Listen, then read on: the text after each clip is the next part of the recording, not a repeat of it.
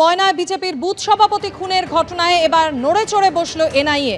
এর আগে কলকাতা হাইকোর্টের ডিভিশন বেঞ্চ এনআইএ তদন্তের নির্দেশ দিয়েছিল। এনআইএ তদন্ত বহাল রাখার নির্দেশ দেওয়া হয়েছিল কলকাতা হাইকোর্টের ডিভিশন বেঞ্চের তরফ থেকে।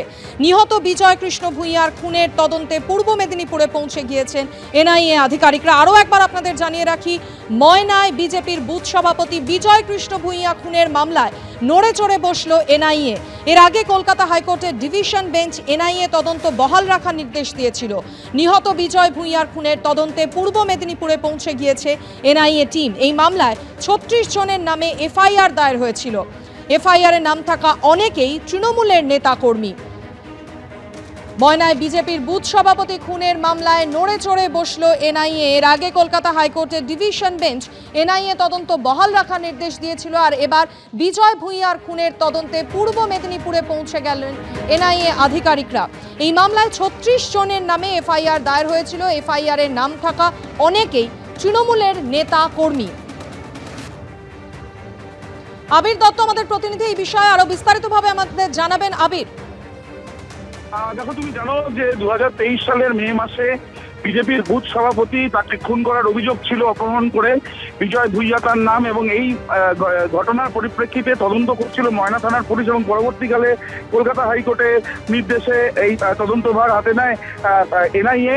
এবং গতকাল ডিভিশন বেঞ্চের অর্ডারের পর এবং এরপর যেটা জানা যাচ্ছে, পূর্ব মেদিনীপুর জেলা ইতিমধ্যে পৌঁছেছে এনআইএ টিম।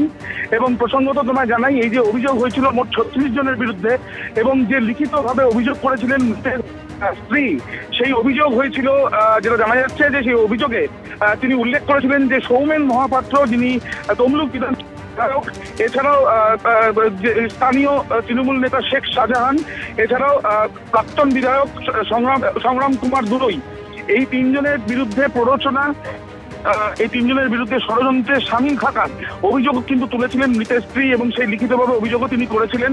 এবং যেটা আমরা জানতে পারছি যে ইতিমধ্যে এনআইএ এর তরফ থেকে যে সূত্রে যে খবর পাওয়া যাচ্ছে, যে পুলিশ যে তদন্ত করেছিল সেই তদন্তে 4 জন আপাতত জেল হেফাজতে ছিল, যে 4 জনকে গতকালই এনআইএ স্পেশাল কোর্টে তোলা হয়েছিল, এবং সেখানে এনআইএ এর মামলায় তাদেরকে জেল হেফাজতে আবারও নির্দেশ দিয়েছে আদালত। এবং এই তদন্তে এনআইএ এর তরফ থেকে খতিয়ে দেখা হবে যে অভিযোগ করা হয়েছে মৃতের পরিবারের তরফ থেকে, এবং যে এফআইআর এ যাদের নাম রয়েছে কি কি ভূমিকা ছিল আর কি কি ভূমিকা ছিল না, এই সমস্ত বিষয় তারা খতিয়ে দেখবেন। এবং এই বোমা ছোড়া হয়েছিল, একটা অভিযোগ উঠেছিল, এবং সেই বোমা যে ছোড়া হয়েছিল সেগুলো কি ধরনের এক্সপ্লোজিভ সাবস্টেন্স, সেই সমস্ত কিছু খতিয়ে দেখা হবে। ইনভলভমেন্ট কাদের কাদের ছিল সেটাও খতিয়ে দেখা হবে, এমনটাই জানা যাচ্ছে জাতীয় তদন্তকারী সংস্থার সূত্রে। ধন্যবাদ আবির।